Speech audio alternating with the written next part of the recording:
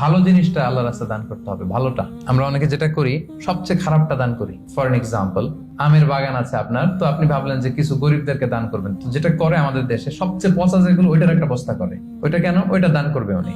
এরপর ধরেন রিক্সা থেকে নামছেন, হঠাৎ একজন ভিক্ষুক ফরিয়া দিয়ে এসে হাত পাতলো। তো এখন আপনি ভালো মানুষ, আপনি দান করেন, দিতে চাচ্ছেন, তো পকেট থেকে টাকা বের করে খুঁজতেছে যে সবচেয়ে পুরাতন নোট কোনটা।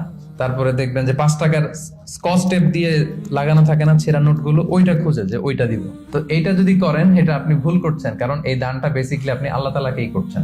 কিয়ামতের দিন আল্লাহ বলবে, আমার তুমি খাবার দিলা না, আমাকে পোশাক দিলা না, আমাকে সাহায্য করলা না। বনি আদম বলবে, আল্লাহ বলেন কি? আপনি খাবার চাইলে তো সারা দুনিয়ার সব দামি দামি খাবারের বস্তা আপনার কাছে এনে দিতাম, আপনি পোশাক চাইলে তো আমারটাই খুলে দিতাম।